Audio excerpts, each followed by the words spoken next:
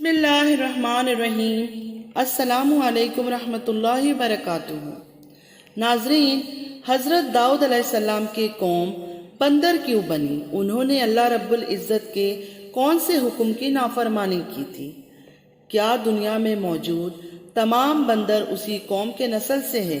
یہی ہماری آج کی ویڈیو کی ٹاپک ہوگی، اور آج ہم آپ کو حضرت داؤد علیہ السلام کے قوم کے متعلق مکمل تفصیلی معلومات دیں گے۔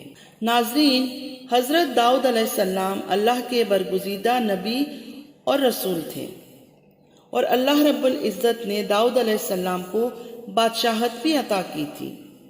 انبیاء کرام علیہ السلام نے حضرت آدم علیہ السلام کے بعد حضرت داؤد علیہ السلام ہی وہ پیغمبر ہے جنہیں قرآن کریم نے خلیفہ کے لقب سے نوازا۔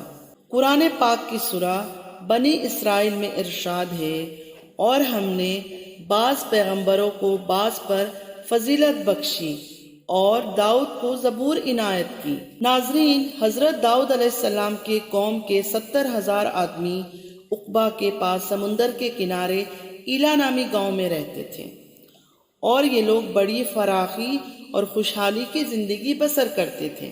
اللہ رب العزت نے انہیں بے شمار نعمتوں سے نواز رکھا تھا، اور یہ لوگ خدا کی عبادت سے غافل ہو گئے۔ اللہ رب العزت نے ان لوگوں کا اس طرح امتحان لیا کہ ہفتے کے دن کا ادب ان پر لازم قرار دیا۔ ہفتے کے دن کا مچھلی کا شکار ان لوگوں پر حرام فرما دیا، اور ہفتے کے باقی دنوں میں شکار حلال تھا، مگر اس طرح ان لوگوں کو آزمائش میں مبتلا فرما دیا کہ ہفتے کے دن بے شمار مچھلیاں آتی تھی اور دوسرے دنوں میں کم آتی تھی۔ تو شیطان نے ان لوگوں کو یہ ہیلا بہانہ بتا دیا کہ سمندر سے کچھ نالیاں نکال کر خشکی میں چند حوض بنا لو، اور جب ہفتے کے دن ان نالیوں کے ذریعے مچھلیاں حوض میں آ جائے تب نالیوں کا منہ بند کر دو، اور اس دن شکار نہ کرو بلکہ دوسرے دن آسانی کے ساتھ ان مچھلیوں کو پکڑ لو۔ ان لوگوں کو یہ شیطانی ہیلا بازی پسند آ گئی، اور ان لوگوں نے یہ نہیں سوچا کہ جب مچھلیاں نالیوں اور حوضوں میں مقید ہو گئی تو یہی ان کا شکار ہو گیا۔ تو ہفتے کے دن ہی شکار کرنا پایا گیا جو ان لوگوں کے لیے حرام تھا۔ اس موقع پر ان یہودیوں کے 3 گروہ ہو گئے۔ کچھ لوگ ایسے تھے شکار کے اس شیطانی ہیلا سے منع کرتے تھے اور ناراض و بیزار ہو کر شکار سے باز رہے، جبکہ دوسرے گروہ کے لوگ اس کام کو دل سے تو برا جان کر خاموش تھے، مگر دوسروں کو منع نہیں کرتے تھے، بلکہ منع کرنے والوں سے یہ کہتے کہ تم لوگ ایسی قوم کو کیوں نصیحت کرتے ہو جنہیں اللہ رب العزت ہلاک کرنے والا ہے یا سخت سزا دینے والا ہے۔ جبکہ تیسرا گروہ وہ سرکش اور نافرمان لوگ تھے جنہوں نے حکم خداوندی کی اعلانیہ مخالفت کی اور شیطان کی ہیلا بازی کو مان کر ہفتے کے دن شکار کر لیا اور ان مچھلیوں کو کھایا اور بیچا بھی۔ جب نافرمانوں نے منع کرنے کے باوجود شکار کر لیا تو منع کرنے والی جماعت نے کہا، اب ہم ان معصیت کاروں سے کوئی میل ملاپ نہ رکھیں گے۔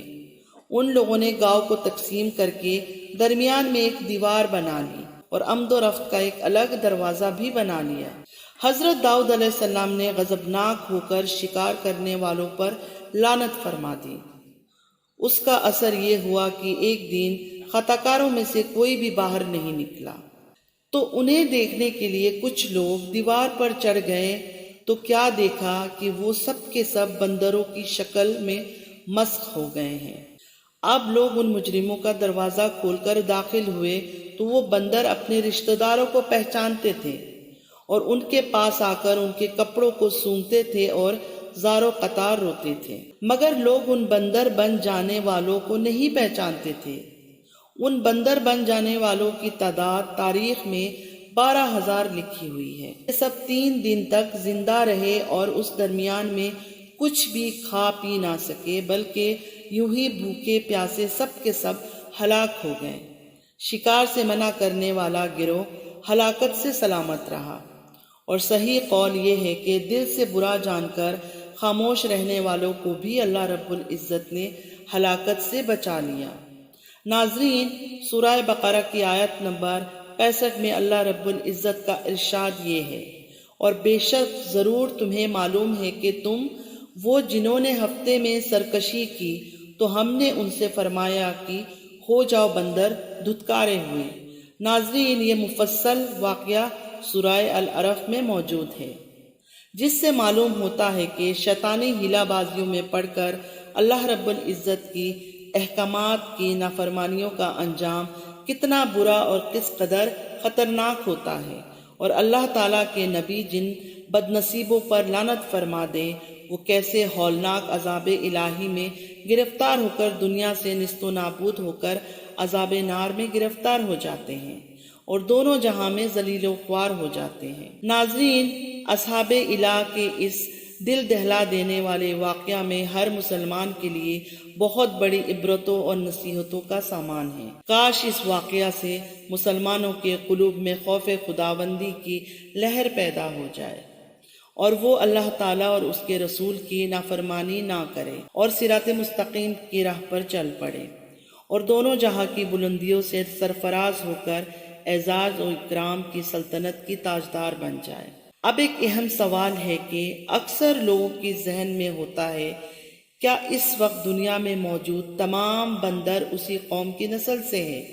تو اس کا جواب یہ ہے، حضرت عبداللہ بن مسعود رضی اللہ عنہ سے صحیح مسلم میں منقول ہے کہ بعض لوگوں نے اپنے زمانے کے بندروں اور خنزروں کے بارے میں پیارے رسول اللہ صلی اللہ علیہ وآلہ وسلم سے دریافت کیا کہ کیا یہ وہی مسخ شدہ شکلوں والے یہودی ہیں؟ حضرت محمد صلی اللہ علیہ وآلہ وسلم نے ارشاد فرمایا، اللہ رب العزت جب کسی قوم میں مسخ صورت کا عذاب نازل کرتا ہے تو ان کی نسل نہیں چلتے بلکہ چند روز میں ہلاک ہو کر ختم ہو جاتے ہیں۔ بندر اور خنزیر دنیا میں پہلے سے ہی موجود ہے، تو اللہ تعالیٰ کی نافرمانیوں کا انجام کیا ہوا آپ لوگوں نے سنا۔ ناظرین، آج کی ویڈیو اتنا ہی۔ مزید ایسے ہی ویڈیوز کے لیے میرے چینل کو سبسکرائب کیجیے، لائک کیجیے، شیئر کیجیے، بیل آئیکن کو بھی پریس کیجیے کہ آنے والی ہر ویڈیوز کا نوٹیفیکیشن آپ لوگوں کو فوراً مل سکے۔ Thanks for watching. اللہ حافظ۔ السلام علیکم ورحمۃ اللہ وبرکاتہ۔